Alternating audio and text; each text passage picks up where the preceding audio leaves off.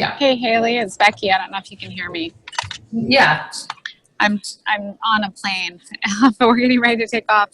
So I just wanted to pipe in. I've missed most of the call, but I just wanted to say I'm here. And I don't know what you've covered, but I did have a thought before the call, and I don't know if you have talked about it. But one of the things I love so much about you is your ability to stay motivated. And I even texted you last night. I said, I need a dose of your motivation. So I wondered if, well, it's the end of the month at doTERRA, and also we're starting a program that's going to require a lot of motivation. If you want to just offer some advice to me and to everybody else on creating motivation, and maybe even throw a few products in that you like to use that help you with that. Oh gosh, I feel like the one thing that I am good at, we talked to Becky about in the beginning of the call, but one of the problems that I deal with myself is trying to manage my thoughts around talk that's coming at me or to me, because sometimes I'm very sensitive and I can let people destroy me if I'm not really careful.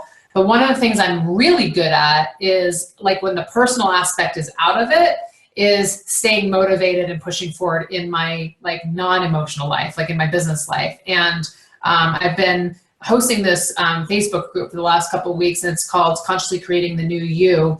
And I've been working with a lot of people in there, and I've been coaching a lot of people in that group. And it's surprising to me how many people choose to have thoughts like they're busy, or that they can't do something, or that they don't have the money, or that they can't find the time, or that their husband needs them to make dinner, or that, whatever their thoughts are. And I think one of my strengths is that, like, my brain doesn't even go there. I believe that you can have a thought that is maybe conscious in the back, unconscious or subconscious in the back of your mind, but it's making you feel a certain way, right? So you do or do not do action. And then I think that there's sometimes where, like, that thought never gets downloaded into your brain, right? And I don't ever have thoughts like I'm too busy. I don't ever have thoughts like, I do have thoughts like, oh my gosh, I have so much going on, but I never have a thought like I can't get it done. And I always get done what I say I'm going to get done. You know that about me.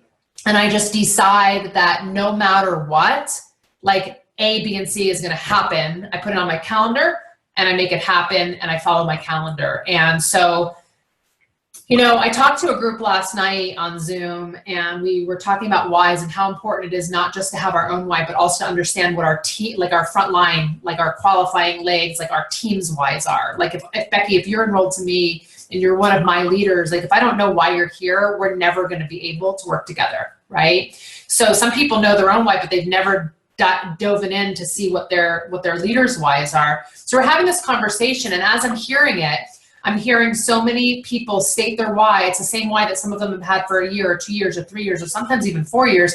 And yet volume in their organization is still 800 PV or 1500 PV, or maybe it's elite after all that time. So I just stopped and I said, you guys, not only does your why have to be so deep enough to make you cry and make you move forward, if you're saying this why and you've got tears, but it's not making you move forward, you're not doing the next step in making your why happen. And that, to me, is called massive action. Okay.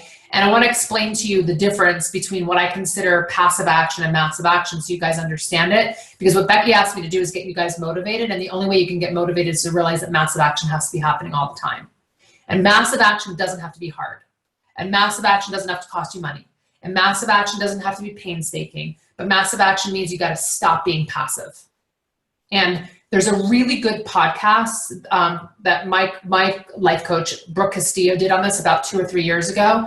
And it's literally called Taking Massive Action. And it's like, I think episode like 14 or 16 or something in her podcast. You should look it up on the Life Coach School. But anyway, she talks about how passive action is like hopping on the Zoom. And passive action is you reading my book. And passive action is you looking at your back office to see what volumes come in. And passive action is watching another training video, or going to my Team Winner Summit, or going to leadership, or going to convention.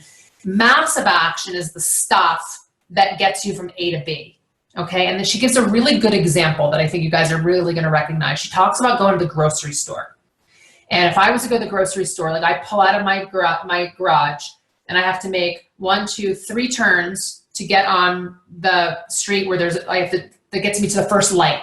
And then once I turn right at the light, after the light changes green, I have to go through several different lights again to get to the grocery store. And if I decide, like, let's just say that it's my time of the month and I need to go get something, okay? If I go to the grocery store and there's traffic or their lights are forever not changing green, I'm not going to stop. I'm going to go to the grocery store because I need to go to the grocery store, right?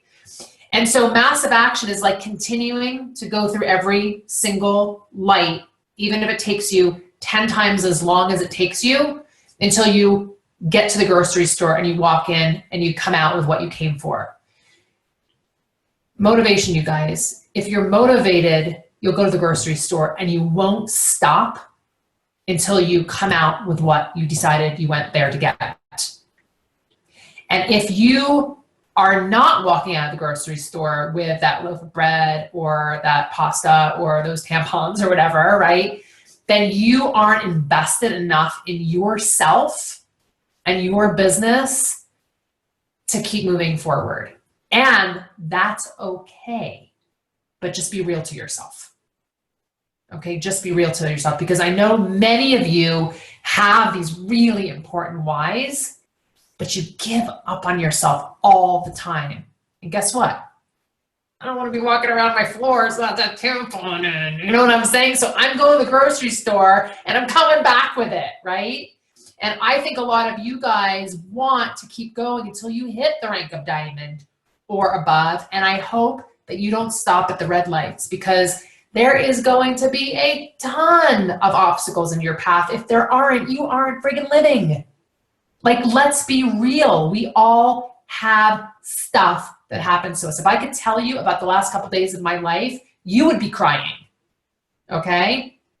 I have had this like lump in my throat for the last 6 days with how many nightmares are going on in my life. Like, we all have stuff going on. The difference between us is how we choose to think about it. That's it. It's just how we choose to think about it. So you can tell me your story and I can say, great, let's go to the grocery store. Or I can tell you my story and you can say, great, so what? Let's go to the grocery store. But we could each be holding that story and making it so relevant and important that it gets us stuck and we stop at the lights and we turn around and go home.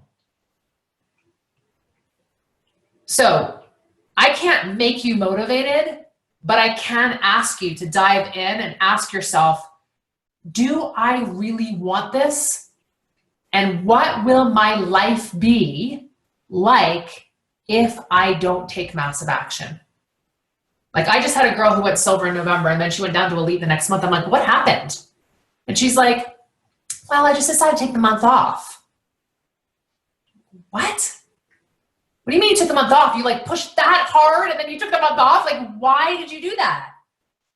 The momentum stops and then you got to rebuild it all from scratch. I'll tell you something. The difference between where my business is now as opposed to 3 years ago is when a leg falls apart, and believe me, it still happens. It still happens. It's easier to pick up the pieces because the momentum is still moving. Okay? So get your butts out there, you guys. Get in your car. Put your foot on the gas, stop at the red lights, and keep going. Becky, you're muted. Okay, I think my plane's moving and I'm going to have to hang up. But I wanted to add to that when we don't follow through with the things we say we're going to do, our self-esteem gets affected.